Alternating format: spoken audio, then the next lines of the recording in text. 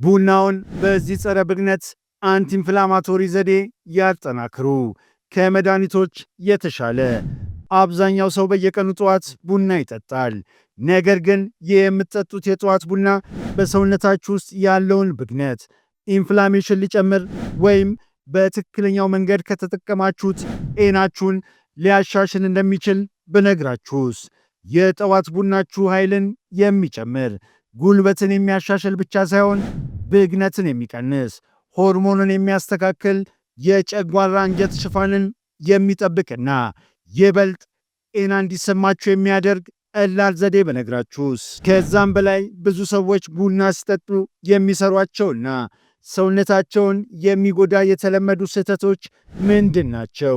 ትክክለኛውን አዘገጃጀት ለማወቅ እስከ መጨረሻው አብራችሁን ቆዩ።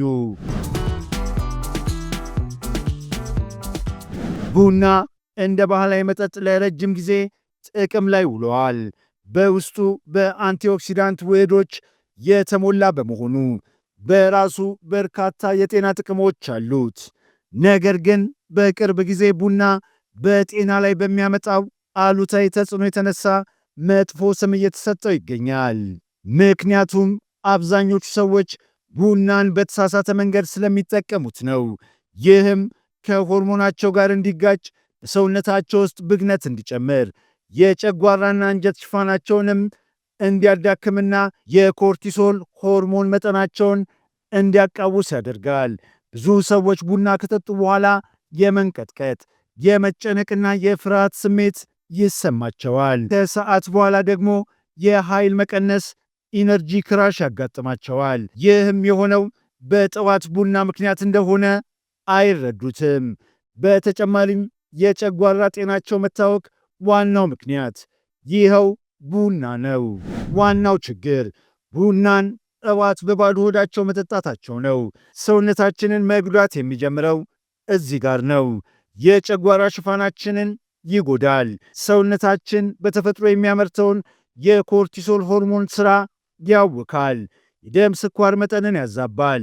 እንዲሁም በተለያዩ ሆርሞኖች መካከል ያለውን ሚዛን ያጠፋል። እነዚህ ሁሉ የቡና አሉታዊ ተጽዕኖች የሚመጡት በዚህ ምክንያት ነው። አሁን ግን የምስራች አለኝ። ጥቂት ግብዓቶችን በመጨመር የቡናውን የጎንዮሽ ጉዳት ማስቀረትና ቡናውን ወደ ጤና መጠጥ መቀየር ይችላሉ። ከነገ ጀምሮ ሊጠቀሙት የሚችሉትን ይህንን ቀላል የቡና ዘዴ ላካፍላችሁ። አንደኛ፣ ሲሎን ቀረፋ ወደ ጠዋት ቡናው መጨመር። ቀረፋ ሲናማልዲሃይድስ በሚባሉ ኃይለኛ አንቲኦክሲዳንቶች የተሞላ በመሆኑ ለሰውነቶ ትልቅ ጥቅም ይሰጠዋል። እነዚህ ውህዶች በሰውነት ውስጥ ያለውን ብግነት፣ ኢንፍላሜሽንን ለመቀነስ ይረዳሉ። ሁለተኛው የቀረፋ ጥቅም ጠዋት ላይ ሆርሞኖችን ማመጣጠኑ ነው። በተለይም ቀረፋ የኢንሱሊን ስራን ኢንሱሊን ሴንሲቲቪቲን ያሻሽላል። ቡና የደም ስኳር መጠንን ሲያዛባ፣ ቀረፋ ደግሞ መልሶ እንዲረጋጋ ያደርገዋል።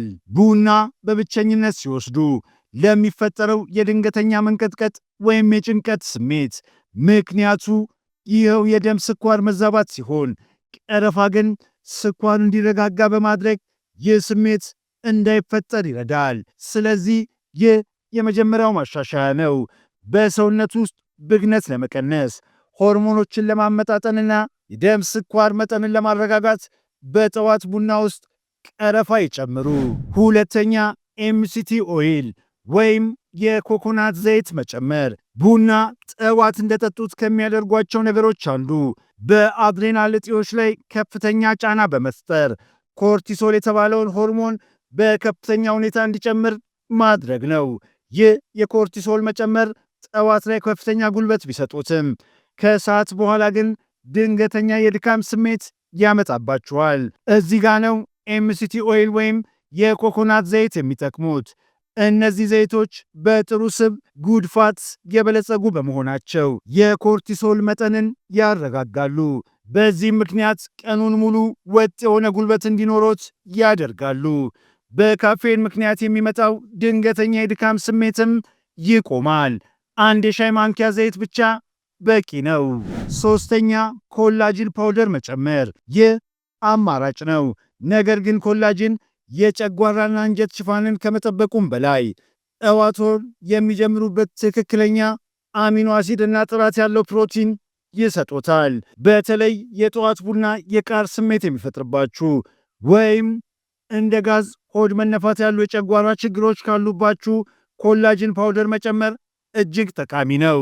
ሚስጥራዊው አዘገጃጀት በአንድ ኩባያ ጥቁር ቡና ውስጥ ግማሽ የሻይ ማንኪያ ሲሎን ቀረፋ ይጨምሩ። አንድ የሻይ ማንኪያ ኤምሲቲ ኦይል ወይም የኮኮናት ዘይት አሊያም የሐበሻ ቅቤ ይጨምሩ። በመጨረሻም አንድ ማንኪያ ኮላጅን ፓውደር ይጨምሩ። ሁሉንም በደንብ ያማስሉ ወይም በማሽን ይምቱት። ይህ ቡናውን ጤና ወደሚገነባ የጤና መጠጥ ይለውጠዋል። ሰዎች የሚሰሯቸው የተለመዱ ስህተቶች የቀረፋ አይነት፣ የግድ ሲሎን ቀረፋ ተጠቀሙ። ሌሎች አይነቶች እንደዚህ አይነት የጤና ጥቅሞች የሏቸውም። ክሬም አትጨምሩ። ወደ ቡናው ምንም አይነት ክሬም ወይም ወተት አይጨምሩ።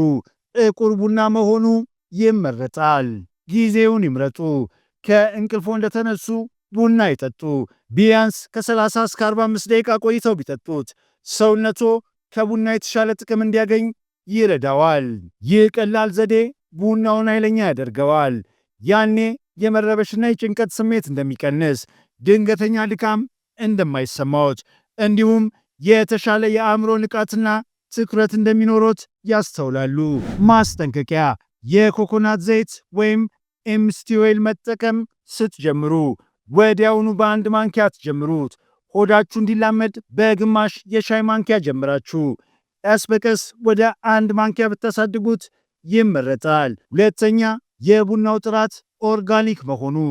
ጥቅሙን ለማግኘት የምንጠቀመው ቡና ንጹህ መሆን አለበት። የምንጠቀመው ቡና አይነት ከተቻለ በፋብሪካ ተዘጋጅተው የታሸጉ የዱቄት ቡናዎችን ከመጠቀም ይልቅ የተቆላ የተፈጥሮ ንጹህ የሀገር ቤት ቡና ብትጠቀሙ የተሻለ ውጤት ታገኛላችሁ።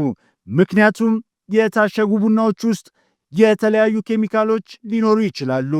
ሶስተኛ፣ ስኳር በፍጹም አይጨምሩ። ስኳር ለብግነት ኢንፍላሜሽን ዋነኛ ጠላት ነው። ይህ መጠጥ ውጤታማ እንዲሆን ከፈለጋችሁ ምንም አይነት ስኳር ወይም ሰው ሰራሽ ማጣፈጫ እንዳትጨምሩ። ስኳር መጨመር የቡናውንና የቀረፋውን የጤና ጥቅም ያጠፋል፣ ብግነትም ይጨምራል። አራተኛ፣ ለነፍሰ ጡርና ለሚያጠቡ እናቶች ጥንቃቄ ሁል ጊዜ ይቀድማል።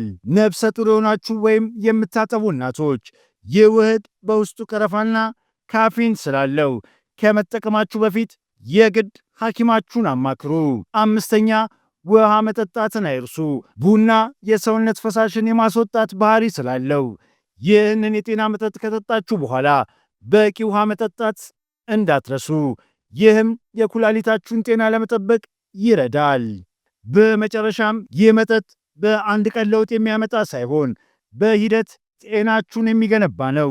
ስለዚህ ቢያንስ ለ21 ቀናት 3 ሳምንት ያለማቋረጥ ሞክሩት። ለውጡን ስታዩ ትገረማላችሁ። እንግዲህ ቡናውን በቀጥታ ወደ ሰውነት ፈዋሽ መጠጥ ሊቀይር የሚችል ቀላል ዘዴ ያካፍያችኋለሁ። ስለዚህ ቡና ጠጪ ከሆኑ ይህንን ዘዴ ሞክሩት።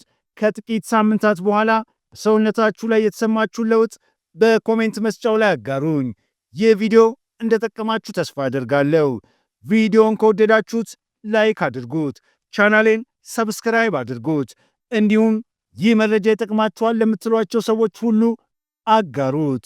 እስከሚቀጥለው ጊዜ ደህና ሁኑ።